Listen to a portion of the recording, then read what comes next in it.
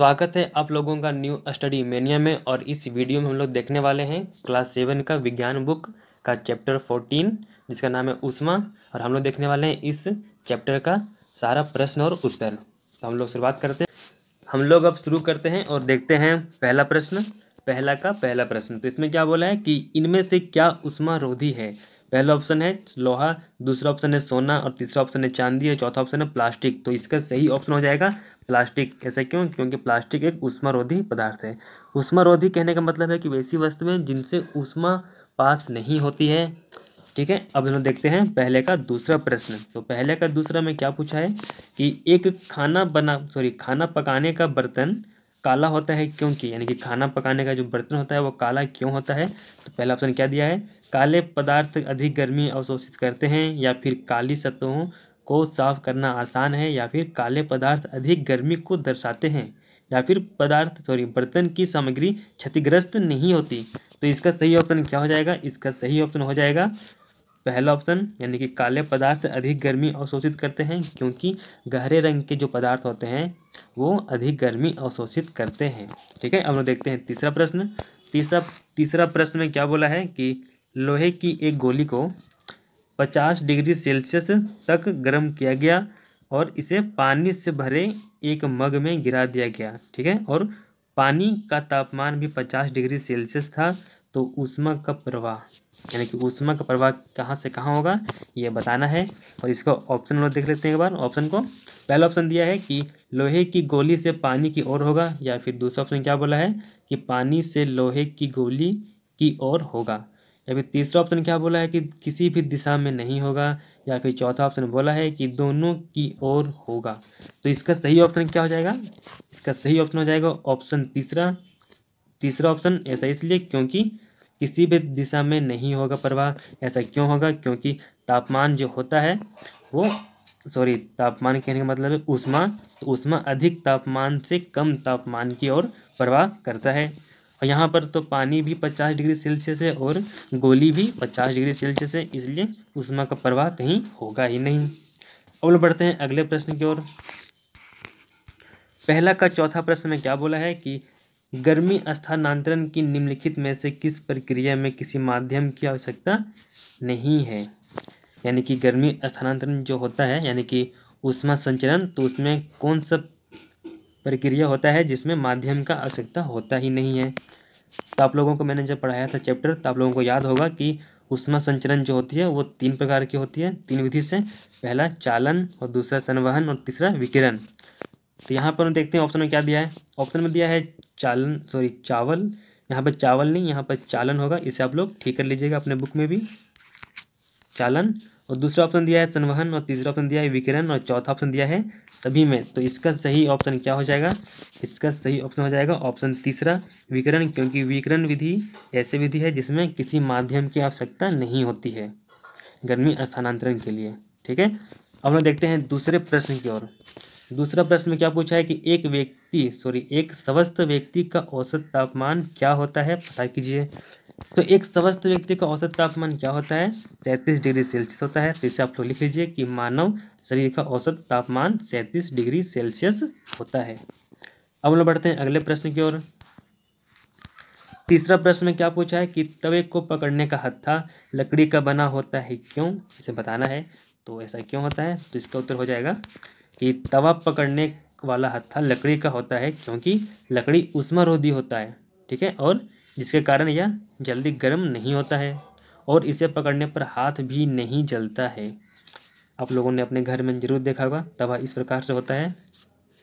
ठीक है, और यहाँ पर जो होता है हैंडल, ये लकड़ी का बना होता है हैंडल यहाँ पे, ताकि हम लोग का हाथ ना चले। ठीक है, अब हम बढ़ते हैं अगले प्रश्न की ओर। चौथा प्रश्न में क्या बोला है कि तापमापी में पारे का प्रयोग क्यों होता है। तापमापी कहने का मतलब है थर्मामीटर। तो थर्मामीटर में पारे का उपयोग क्यों होता है?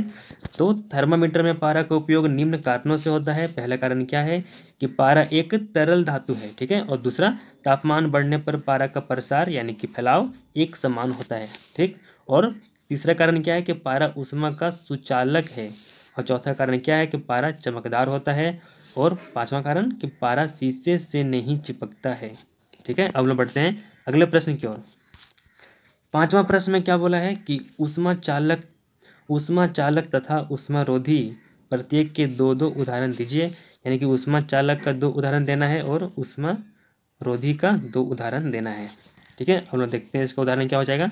तो इसका उदाहरण हो जाएगा ऊष्मा चालक का लोहा और तांबा, और ऊष्मारोधी का हो जाएगा प्लास्टिक और लकड़ी। ठीक है, अब हम लोग देखते हैं अगला प्रश्न।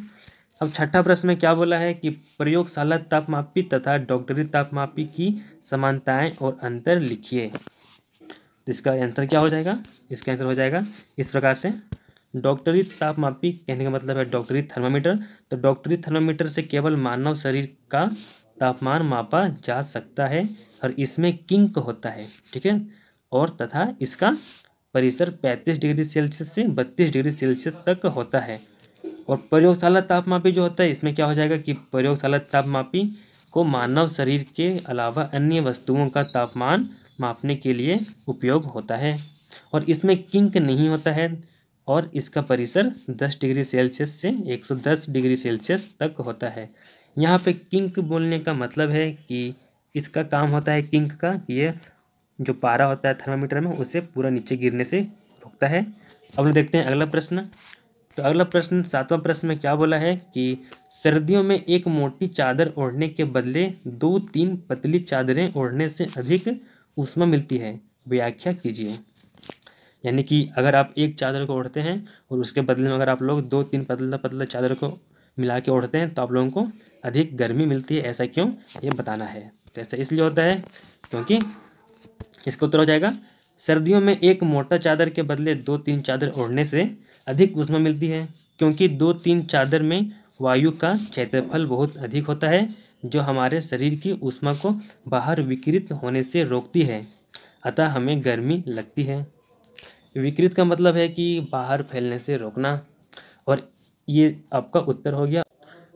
देखते हैं हम लोग अब 8वां प्रश्न। और 8वां प्रश्न में क्या बोला है कि समुद्र समीर और जल समीर कैसे चलता है, सचित्र व्याख्या कीजिए। यानी कि समुद्र समीर और जल समीर के बारे में लिखना है और फिगर भी बनाना है। तो हम इसका उत्तर क्या हो जाएगा, इसका उत्तर में आप लोग को लिखना है कि समुद्र समीर जो होता है वो दिन के समय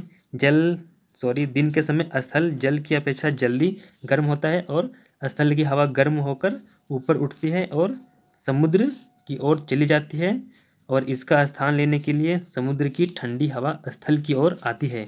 इसे समुद्र समीर कहते हैं। ठीक है, और थल समीर में क्या हो जाएगा, थल समीर में हो जाएगा कि रात्रि में यानी कि रात में समुद्र का जल जो होता है वो स्थल की अपेक्षा गर्म होता है, और समुद्र की गर्म हवा ऊपर उठती है और स्थल की ओर से ठंडी हवा समुद्र की ओर बहती है। यह थल समीर कहलाती है। ठीक है, इसे लिख लेना है, और इसमें आप लोगों को ये वाला फिगर बनाना है। इसमें आप लोगों को ये वाला फिगर ऊपर हो जाएगा किसका, समुद्र समीर का। ये वाला फिगर हो जाएगा समुद्र समीर का। ठीक है, ये वाला फिगर, ये वाला, और ये वाला फिगर हो जाएगा थल समीर का, थल समीर। अब हम लोग आगे बढ़ते हैं, देखते हैं 9वां प्रश्न। 9वां प्रश्न में क्या बोला है कि सर्दियों में चिड़ियाँ अपने पंख फुलाकर बैठी रहती है, क्यों।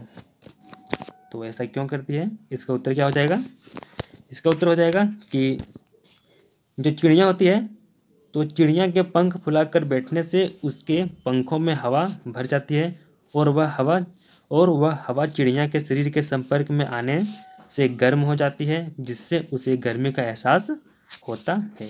ठीक है, ये इसका उत्तर हो गया। अब देखते हैं हम लोग आखिरी प्रश्न यानी कि 10वां प्रश्न। और 10वां प्रश्न में क्या बोला है कि गर्मियों में और सर्दियों में उपयोग लाए जाने वाले छाते का रंग क्या एक ही रंग के होने चाहिए, क्यों। अगर एक ही रंग के होने चाहिए या फिर अलग अलग रंग के तो क्यों होना चाहिए वो आप लोगों को बताना है। तो इसका उत्तर क्या हो जाएगा, इसका उत्तर हो जाएगा कि नहीं, गर्मियों में सफ़ेद या हल्के रंग के छाते का उपयोग करना चाहिए, क्योंकि कम ऊष्मा अवशोषित करते हैं ये। ठीक है, और सर्दियों में गहरे रंग के छाते का उपयोग करना चाहिए, क्योंकि ये अधिक ऊष्मा अवशोषित करते हैं। यानी कि हल्के रंग के जो पदार्थ होते हैं वे कम ऊष्मा अवशोषित करते हैं, और गहरे रंग के जो पदार्थ होते हैं वो अधिक ऊष्मा अवशोषित करते हैं। ठीक है, और इसी के साथ में ये वीडियो यहाँ पर वो समाप्त होता है।